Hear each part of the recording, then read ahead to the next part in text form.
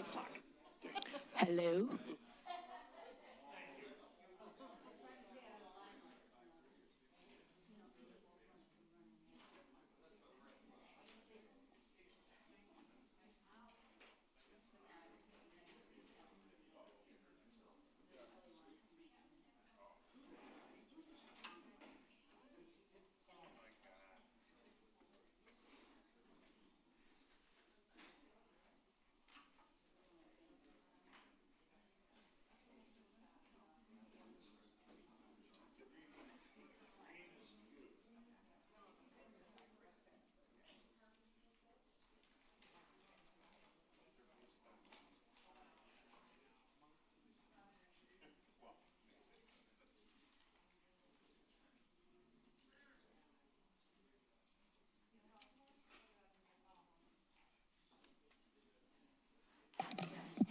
Oh, hello, sir. I missed you earlier. I'm sorry about that. All right. It's Tuesday, April 15, 2025 at 6 p.m. We'll call the City Council special meeting to order. Please call the roll. Councilmember Baker? Here. Councilmember Curley? Absent. Councilmember DeMonico? Here. Mayor Kleinfeld? Here. Councilmember Shadlick? Here. And we will open the first hearing of the public. Would anyone wish to be heard? Anyone wish to be heard? All right, seeing none, the hearing of the public is... All right.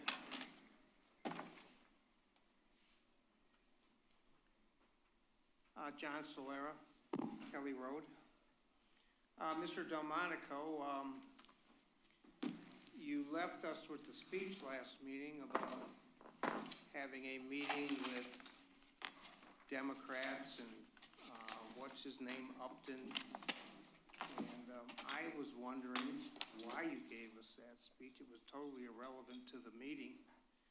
And I'm wondering, actually, you said Fred Trump was a Trump hater, but Trump primaried him out of his congressional seat, so that makes sense.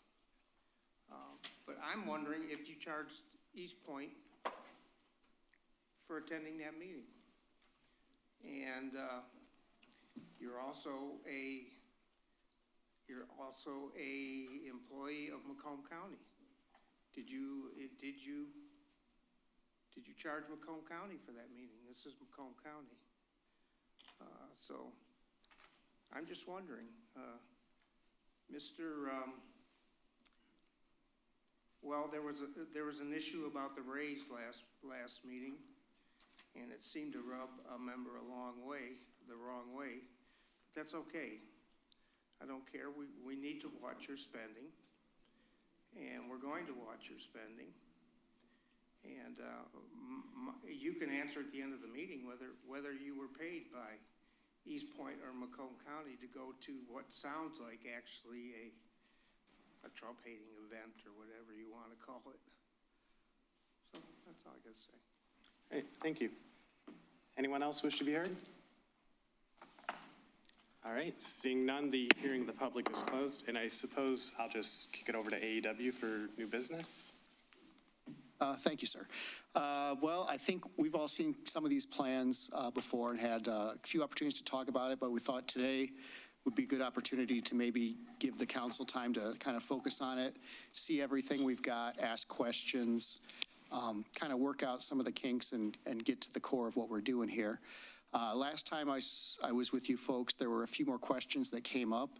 I think Councilmember DeMonico had questions about a fire station. I had a 2017 set of drawings that we were able to look at and kind of compare and contrast and see what we've got. I believe Ms. Holman has provided the packet with the agenda indicating some of our findings, but I'll go over some of that here. Basically, the sites from 2016 and the current site that we're looking at now are similar in size, within a couple hundred square feet, I believe. The shape of the proposed site is highly irregular, but we're working with that. So in the end, yeah, we were able to get a fire station on there. There were some compromises which are outlined in the booklet or in the agenda in terms of not being able to necessarily follow the city master plan as much as we'd like, not have as much green space If you look at the 2016, 2017 plan, Partners in Architecture had a kind of a really nice entry plaza with the rectangular shaped property they had. And so, any site is going to be different, and you're going to have to make sacrifices along the way. But I think we gave you more information in terms of a few other options, what it would take to get a fire station on the same site. And the chiefs respectively might speak a little bit to what they do or do not feel is operationally conducive on that front. Another option, I know the council had talked a little bit about trying to find extra square footage. There are trade-offs for doing basement square footage. It's possible. There are issues in terms of flooding and plumbing and these sorts of things. I believe the Partners in Architecture program that I studied had about a $50 a square foot cost for basement areas. And I think ours was up around $100, $130. We've had a lot of construction cost increases since then, a lot of uncertainties. But the other concept we had was adding more square footage to the second floor.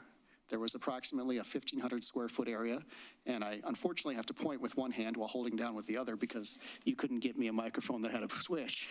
But if you look over there, sort of that we've got that one-story portion that's sort of the police lobby.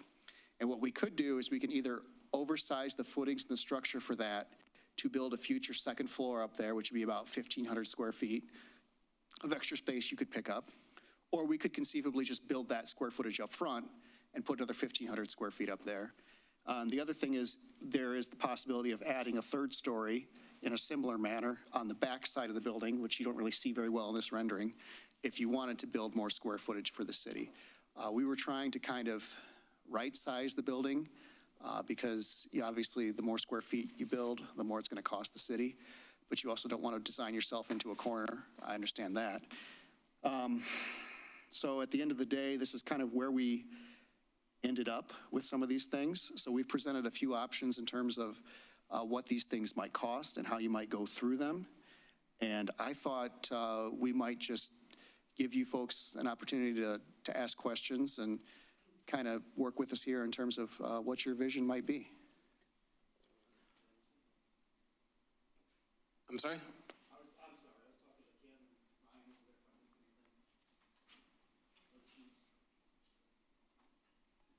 All right, well, did anyone on council want to chime in or have any questions at this point?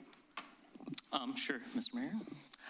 And I think maybe my first question, and probably, of course, the biggest one, and I think it'll be for our city manager as opposed to AEW, as for including the fire station, what, I was just asking at the last meeting, just because I want to make sure, we think about every option before we start building, so that, obviously, we're, after we're done, we're not like, oh, if only we would have considered this or that.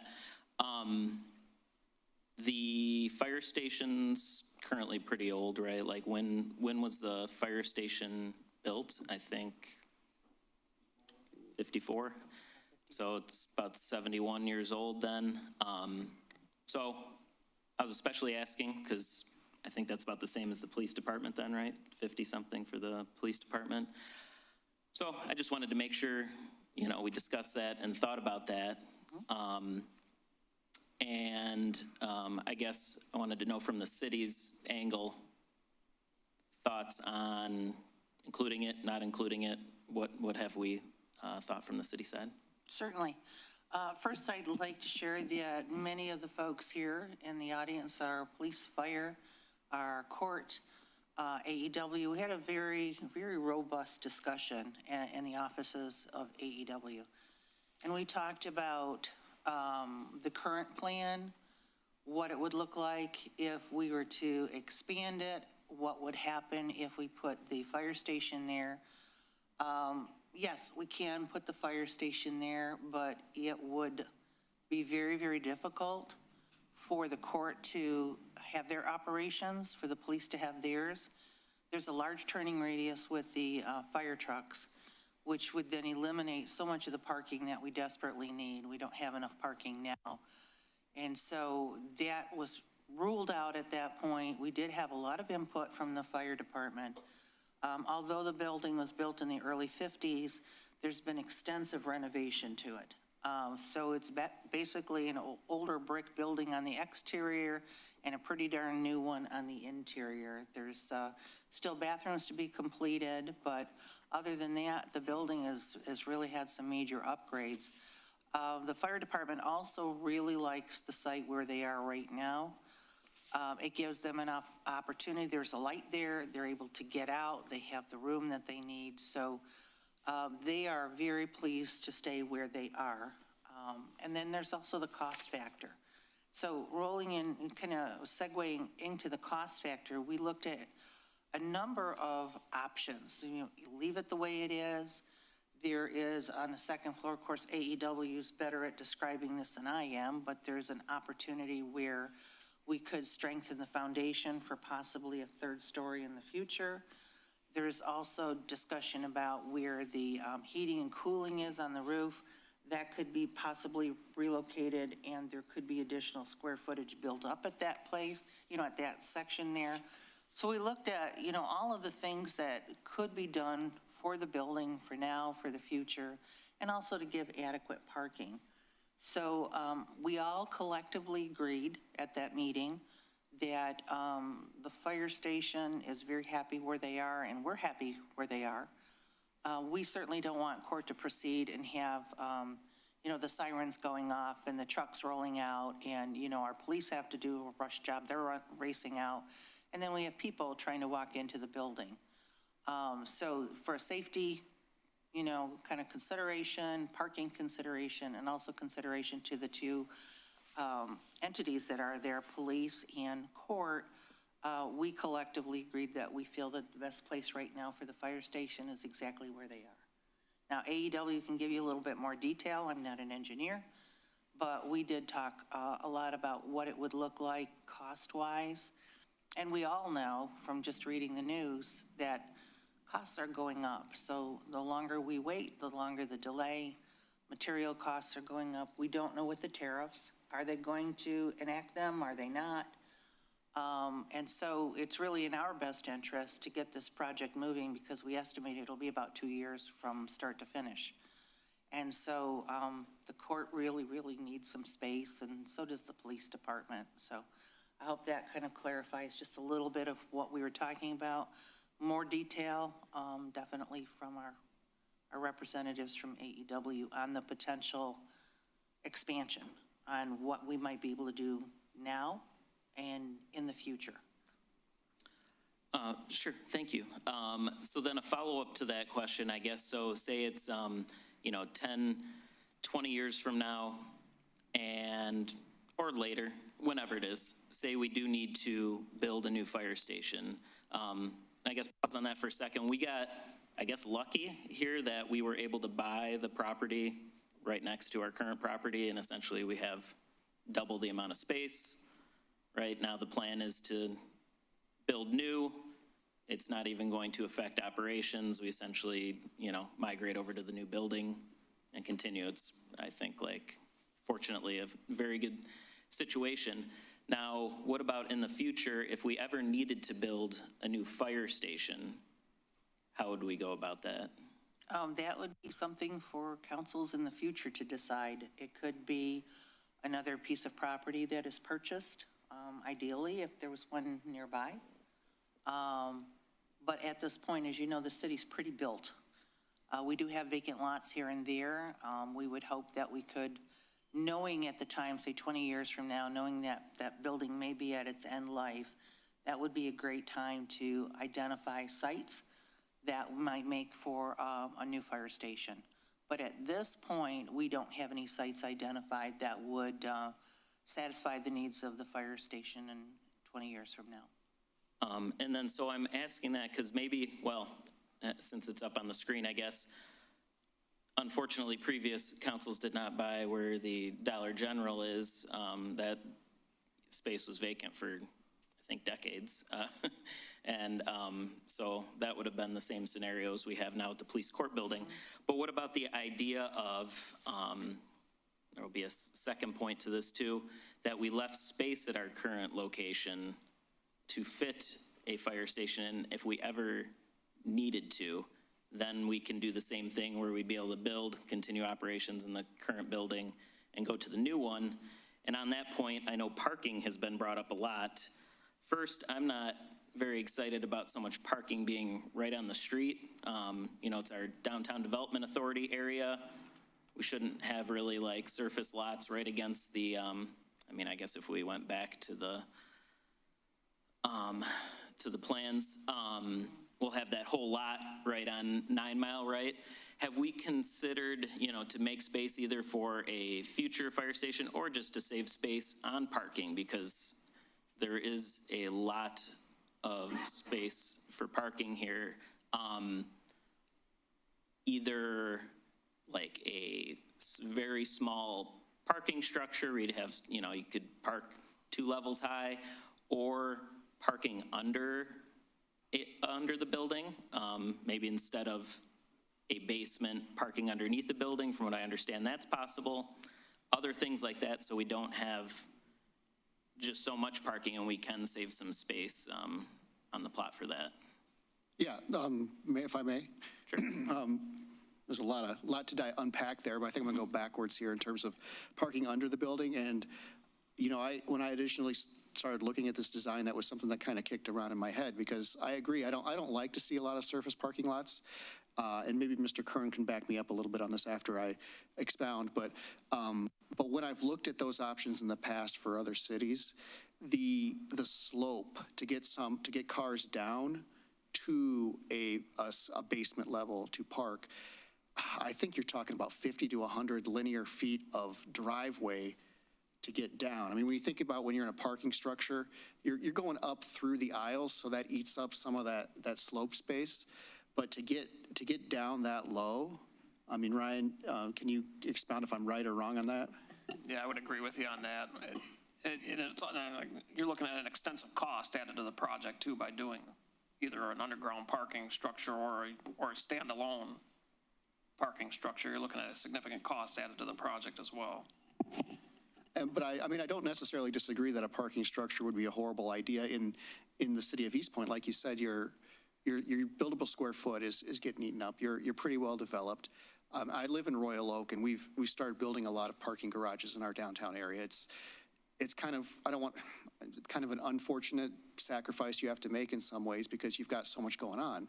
And so now we use the library in Royal Oak all the time, and they've built a parking structure right there next to the farmer's market and the library. And, at first we were a little apprehensive about using it, and I'm kind of rambling here, but now we use it all the time because the city's made it free to park in the garage for less than 2 hours. But that's kind of outside the scope of what we're doing here a little bit. I mean, at the end of the day, we have to provide some amount of parking for the public, I believe, based on what the municipal code is. And I would be happy to provide whatever that minimum number is, or as much as the city sees fit to put in that space. As far as putting a fire, now, so that's point one, I guess, because there's a lot of good points there. The next point I think I want to talk about here is a future fire station. And when you talk about a fire station that's 50 to 70 years old, they've done a lot of work on the inside. It sounds like I haven't looked at the building apart from driving by it. I couldn't speak to what the condition is, if it is on the inside, but I would say the city would be wise to think hard about a contingency plan for the future in some regards. And I may speak out of turn here, but that doesn't seem like an irrational thing to me to do. But their site, they've said, is a really good site. And what I've seen other cities consider is temporarily relocating to like a DPW facility or someplace that has garages. It's not ideal, but if you relocate there for a year or two, knock down the old station and build a new station right on top of where you are, then you get to keep the primo spot that the fire department likes. It's gonna be uncomfortable for a year or two to operate, but in the end, you could eventually get a brand new building. I think there's ways to figure this out. I think the hard part, and that's where you folks are definitely more experts than me, but is finding the funding and making sure that you can get it taken care of in all those regards. 10, 15, 20 years from now, there'll be an engineer or architect smarter than me in front of you who will probably come up with something absolutely brilliant in terms of figuring out how that is. So I guess that's what I would say.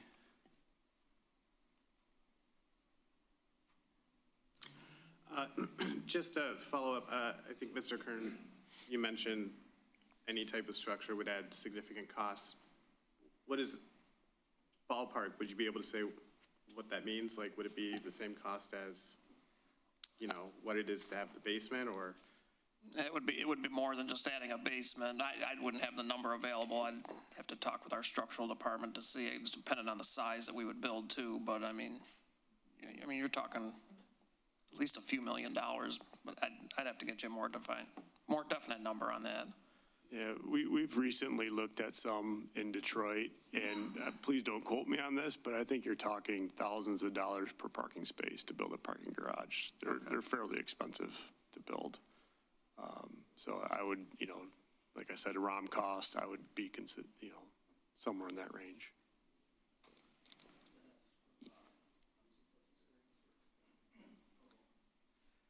I don't know if anyone on council does object, but I think it'd be a pretty good idea to know a ballpark of some sort of parking change that I guess, reduces the amount of surface lot space on the property. Mr. Mayor, if I may? Yep. I am not an architect or an engineer, but before I started here, I worked on a project, and at that time, it was $40,000 a parking space for a structure.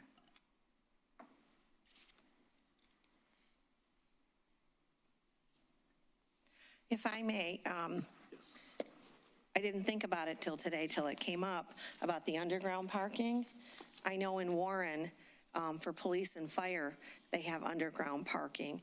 And if we can go back to the outside drawing, the perimeter, there's a lot of space on the side and the back that maybe could be put to a different use.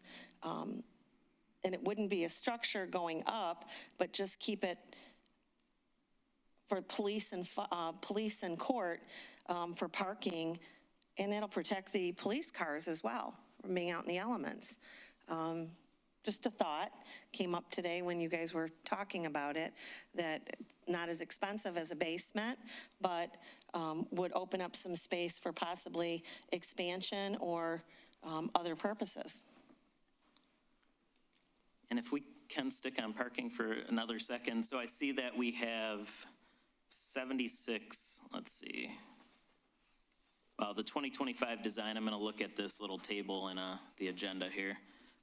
For the 2025 design, let's go with that middle column without fire department then. We've got 57 for public parking and 76 for staff parking. I was just wondering, can we explain that just real quick? Because I guess initially when I first was thinking, I'm like, there's not even going to be 76 people working at one time. Is it some for police cars, some for the police officers' personal vehicles, that sort of thing, court personnel? How do we come to a 76 number? Yes, that would be right. I'd have to pull out my program here that I did a couple of years ago, but basically it's a function of the number of court employees, plus the number of police vehicles required, plus the number of police officers at shift change, because in theory, you have the A shift and the B shift who could be in the lot at the same time. So for a brief 15-minute window, you sort of have double the number of police officers on site.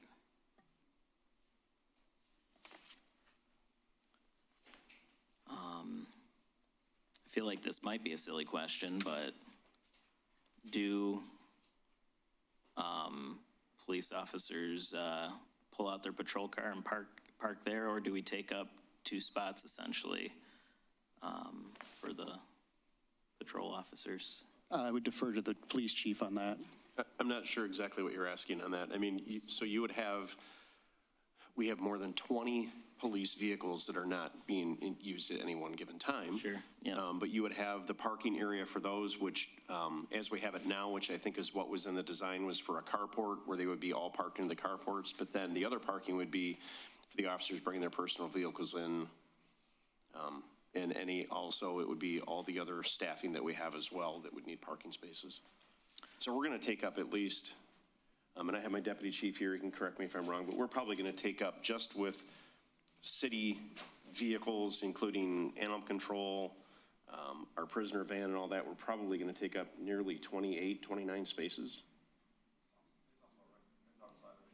Yeah, just all there at one time, all the time, except when they're in use. And then how many officers do you have on your peak shift? On each shift, we would average at least, let's see, command, so 8. During the day, at least 10 to 12, and it fluctuates. You know, it depends on the day, but then you have officers that are coming in for court. So those officers are additional, whether they're staying over late or they're coming in on their off day. Plus our other staff, such as our records clerks and yeah, for the facilities, you have our cleaning company that's having a car that's there. So there's other spaces that are being used, I guess. So if we have 29 spaces for the police department vehicles, and then we have 12 staff at a changeover, we have 24 staff, then that does the math up to what, about 53 spaces? So then I guess, Judge, how many people do you have working in your building as staff at the peak moment? Probably 15, but if we look at getting a second judge, you're looking at additional staff. So 15 times it by 2, 30. So we could be anywhere between 69 and 80, 88, something like that. But let's just go with 69 right now because, and assume that we don't have the second judge. So 69 staff spaces, and we had 76. So we can lose some of those spaces potentially, but I don't think the 2016 design of 40 staff spaces would have been adequate. Chief, there are times where you use the parking lot as a rally point with other departments for a raise or whatever. Yeah, that happened last week. Yes.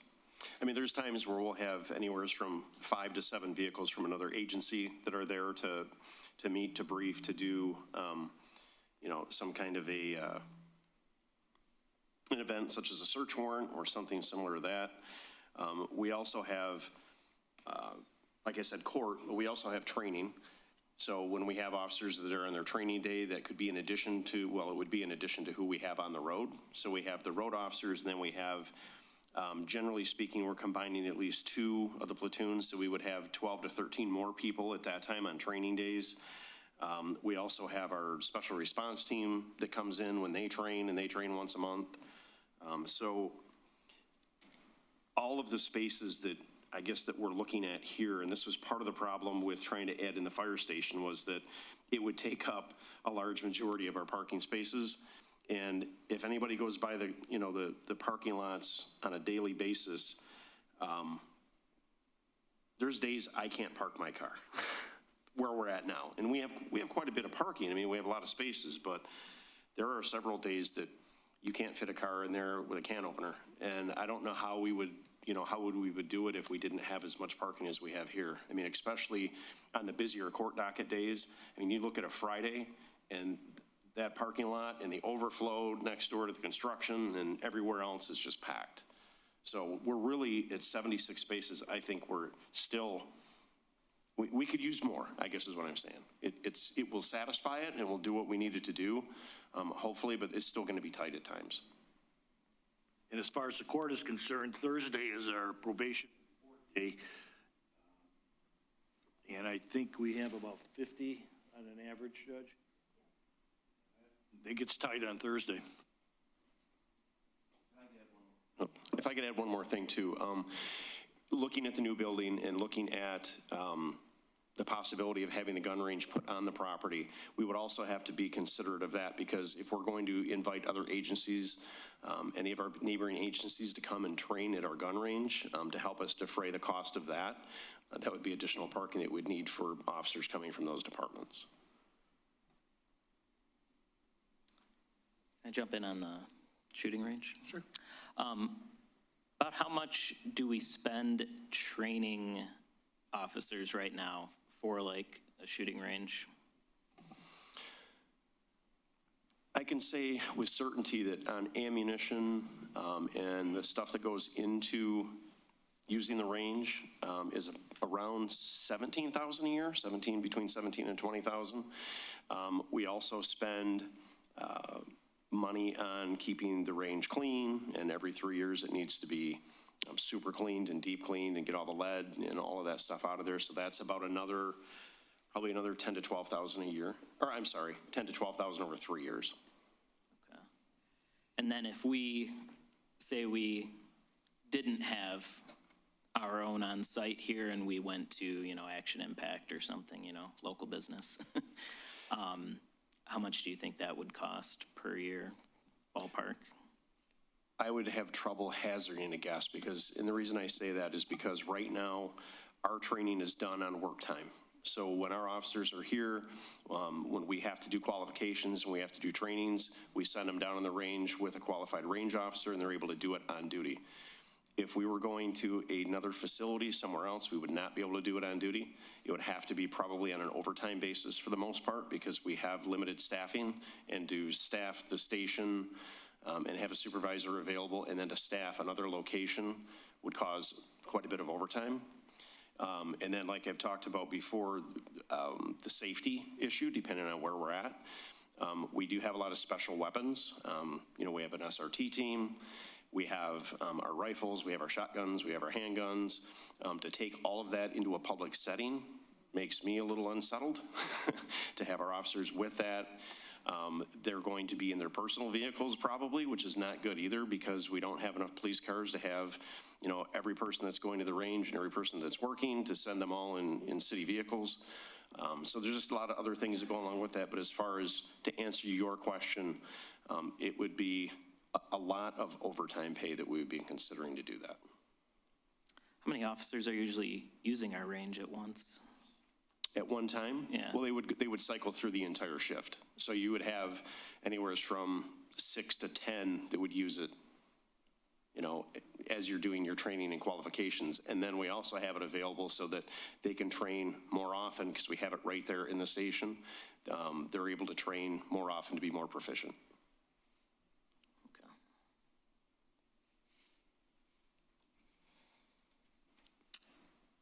Any other questions?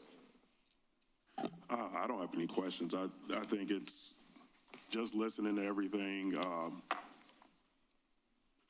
These are the first responders, our officers, our fire department. These are the people who they're trained to do what they do. They observe their work surroundings, the conditions. If they say that they feel more comfortable leaving things as is with the fire station where it currently is, I would listen to the experts on those in their respective fields. I'm not a police officer. I'm not a fireman. I've never trained as such in either profession. And so I can't speak with the authority that they do with the perspective that they have. But to me, for them to do their job in a way that they feel safe, feel comfortable, and can be most effective, I'm comfortable leaving it as is, just like they said that they are. And that's the overwhelming consensus from what we're told from the meeting that they had. So I don't feel that it's right for me to try to suggest a change in that. I understand looking ahead to the future for, things that may happen with the building as it ages, but, I think that is something that you can consider down the road, and it's not something that we have to change at this moment. Considering the financial investment that has been made in the fire station, the upgrades and everything, I think it will be wise and the best use of our resources to leave it where it is and to go with the building as it has been presented to us prior to considering relocating the fire department. I think that would be in the best interest of the city. I think it's the best economical decision. Anything else seems to add astronomical cost. The cost of a parking structure, millions of dollars. To even add a different type of parking underground and so forth and so on. we're still adding the costs. We're adding to our costs, and it's not what our officers and our firemen want. So I believe that they've conveyed their perspective, and my understanding was that was the purpose of having those meetings, to learn their perspective. And I think that is our responsibility to facilitate, give them what it is that they say they need to do their job the way that they say is best. So. And I'd like to say something to weigh in. I have been privy to the new court that they're trying to put in place in Warren, and they have been working on that for probably 10 years. And the costs have gone up so astronomical. I don't know what the original amount was, but I think it was something like 58 million, and now it's up to over 108 million, and they've been working on it for 10 years, the designs, and now because of where it's at, they've tabled it and they've pulled back. I certainly don't want to see that. We need the extra space at the court. We need to be able to grow there. So I don't want anything to impede that process and get to a point where it gets too expensive and then we hear we're not going to do it right now because we need a building. So that's my 2 cents. Well, and to that same point, I mean, just the concern with employee parking, your staff parking, your parking, the way things are set up right now is not ideal, you know. The concern about the pedestrian traffic trying to get to court or to the police station or to their respective areas, and then having the fire truck that needs the space to turn around and do what it does for the emergency runs that'll come from the firehouse, the emergency runs that'll come from the police station. If we're increasing a hazard for pedestrians and upping the possibility of having an accident or impeding response times, to me, that's a no-brainer. We don't want to restrict or hinder that response time, and they've given us their perspective, and I think that that should really impact our decision here at this table. But you know, we want to keep people safe in the city. People that have to go back and forth to court, they should feel safe too. And so I think those concerns were expressed to us from those that it will impact. I have a quick question, and I'd actually like to direct it to Judge Galen. Your Honor, you've been working closely with them with respect to the plans and stuff, and if there is the potential that the State Court Administrator's Office says, hey, 38th District Court needs a second judge, based on these plans that we have from our architect, is there expansion there? Can we accommodate that decision? Should it come down, say, maybe, you know, maybe not this year, but maybe in 2 years, if they make that determination, could we accommodate it based on what they're offering? The amount of square footage that we're going to increase, but the new design has 2 separate courtrooms and it has a lot more space. So I definitely think that that would be something that, you know, we could grow into a second judge and second set of staff. From what I've been shown, I think that is definitely something that's feasible. Okay, I just wanted to double check on that. And I do think that Councilmember DeMonico exploring the option of the fire department was certainly, you know, doing our due diligence to check into that as well, because, you know, it's important. The buildings are all the same age, basically, you know, City Hall. Councilman, I just wanted to speak on that and just say thank you for looking into the future of our department. We do appreciate that. Yeah. Just right now, I think there's conflicting priorities and competing priorities with these buildings. But we very much appreciate the fact that you're looking ahead for our department. So thank you. Any other comments or questions? Sure, Mr. Mayor. I guess I'd like to, just comment, maybe some general comments. I think maybe some in response to Councilman Baker. I think, you know, we're taking into consideration everything here, and each department's, letting us know what they need, just like in, a lot of other decisions we make. None of us up here are the subject matter expert necessarily, but we have to, the five of us are tasked with making all of these decisions. So, we need to take all this into account and come up with some sort of decision. It's going to be essentially a compromise of everybody, right? Because I don't think every single department's going to get every single thing they want because of, cost or space or anything. I mean, actually, if we're talking about cost too, the shooting range, which is estimated at $1.6 million, is half the cost of what it costs to build our entire city hall. So I think we need to take that into consideration for a shooting range. I think maybe one other note I had down here is, I think to get on board with that for sure, I think we'd need a number of other departments to sign on and say they actually would use it so that we can actually defray that cost a bit, because 1.6 million is a very large cost, especially when we're considering, like I said, this building we're in was only double that price. Of course, 15 years ago, and obviously things go up in price, but just to compare. But yeah, so I'm just trying to make sure that we review everything now, because of course, at some point it will be too late to consider additional options. And yeah, I hope we can consider maybe something on parking here, especially if it can be more flexible with, the maximum amount of spots we need on one day is much higher than on other days, and to just take up so much space in maybe, 6 out of 7 days of the week if we have 40 open spots, and that's especially like on the, prime real estate here right on 9 Mile, and you're driving by, I mean, that's where public parking will be, so that'll be pretty full, probably pretty often. But, we don't want to just have a giant open parking lot, not full 6 out of 7 days of the week either.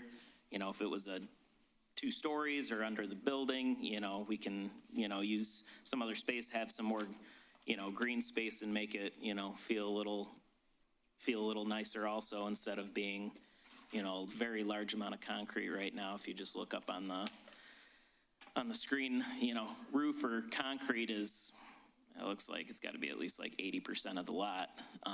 So I don't know. Yeah, lot to consider here. Yeah. Well, in response to that, I mean, one, I wasn't implying that we were wrong for considering anything. I never stated that. My response is simply, we take the information that we're given. That's the reason why we do what we do. That's how we do what we do. We take information, we ask the right questions to the right people, and then we try to make a determination.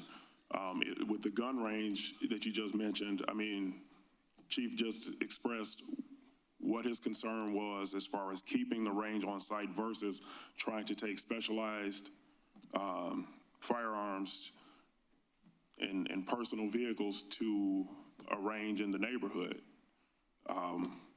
So yeah, so that's exactly why we consider the perspective from the police and fire, because they're the ones that do what they do every day. They're the ones that need to feel that this is the best move or the best course of action. So no, by no means was I implying that we weren't thinking about that, or that we were wrong, or that for even asking the questions. You ask questions as much as you want. There's nothing wrong with that. But we have it stated right here in the packet what the general consensus was from their meeting, and that's really what I was focusing on. So it was by no means a shot at you for asking any questions, and just like Fire Chief stated, he appreciates that, because the fact of the matter is you do have to look forward. So there's nothing wrong with doing that, but if we're not going to, for me, I have to rely on the experts in their fields and what they do. And that to me weighs very heavy with this decision. And so that's really all I was saying. So that's just my response to, in case there was a misunderstanding with where I was coming from earlier. And I think I'm going to step on city council here for a moment. Sorry, Mr. Mayor. One thing about this that I guess we haven't really talked about is, the gun range. So the gun range is a much simpler building than the court and the police building in a lot of ways. So in Mr. Arlo's opinion, that process could be like 3 months of design and 6 to 9 months of construction. So we're talking about a year. So you could be a year's way through. You could potentially have the court and police building bid, know how much you're going to pay for it, and then put the gun range out for bids, just leaving that space open for the gun range. The two, in a perfect world, you do all this at once, that's great. But there is a little bit of a separate timing window for these two buildings potentially. So I just want to comment on the, I think designing it, keeping in mind possible expansion is a good idea. I think you were saying leaving a space open so we could add a second floor if needed later on, which I like in case we do end up a little bit backed into the corner with space, because I am thinking about hopefully a second judge one day. In terms of the range, I think I would probably ask maybe administration and Chief Haynes to take a look at what the cost comparison actually is. I know we were just kind of putting you on the spot, shooting from the hip with the, with the information, but I think it'd be helpful just so we know that. Because one of the things I am thinking of is I think we're pretty much in agreement not to put animal control at the location. But in the back of my mind, I'm thinking we need to spend money on that too. I don't think it can stay at DPW. So eventually somewhere, I think that's another aspect that I think deserves some attention to put our resources towards. So that's all I had. Any other comments from council? On the expansion of the building, like you were saying, I think you were saying we could do, like, say the second judge warrants a lot more space, or we just need a ton more space, say. You said you can add a third story. What were you saying about the third story then earlier? In theory, you could add a third story, oversize the footings, the columns and such to carry those loads. I believe that the building as it stands right now for the court is actually really kind of undersized in a lot of ways. So we're kind of catching up. But the hearing room, we have a small hearing room, and that's meant to take the magistrate. And I'm sorry if I'm going off on a tangent here.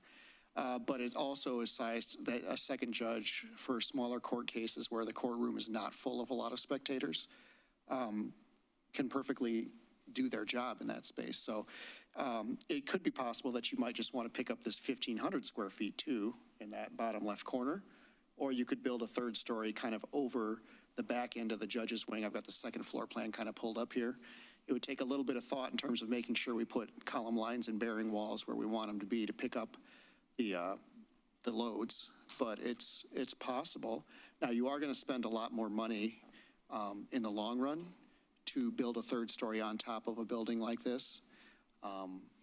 So if you knew you were going to use it and you knew you were going to need it, it's probably smarter to build it up front. But my opinion, and it's just my opinion, is that we're pretty close to right-sized for a court like this, even with two judges.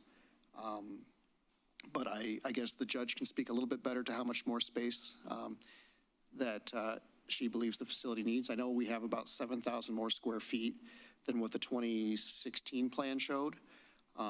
So, I think we cover a lot of the bases here. And like you folks said, Eastpointe is kind of built up. It's kind of landlocked. It's not going to, unless you find ways to more densify the population, your population and caseload is probably not going to go like through the roof, like exponentially, but I guess the judge knows more about that than I would.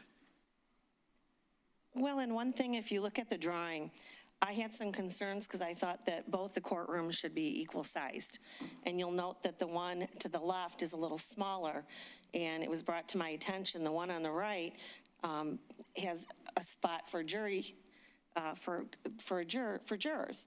And you wouldn't realistically be having two jury trials in the same day in two different courts. So that would be the courtroom where the jury trials would be held, and the other courtroom would be where, maybe preliminary examination or something like that would be held, or traffic day, or whatever it is.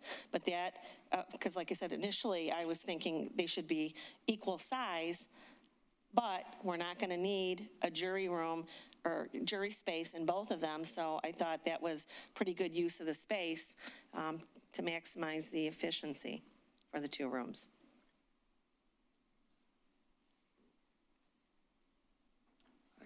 Any other comments or questions? So we don't have any action on the agenda for tonight. Mayor and council reports. Councilman Baker. Got nothing. Councilman DeMonico. No, I'm good. I'm good for now, I guess. Councilwoman Chadwick. Nothing. I have nothing either. Can we get a motion? Motion to adjourn. I'll second that. All right. Please call the roll. Councilmember DeMonico, Yes. Mayor Kleinfeld, Yes. Councilmember Shadlick, Yes? Councilmember Baker. Yes. Meeting adjourned at 6:50.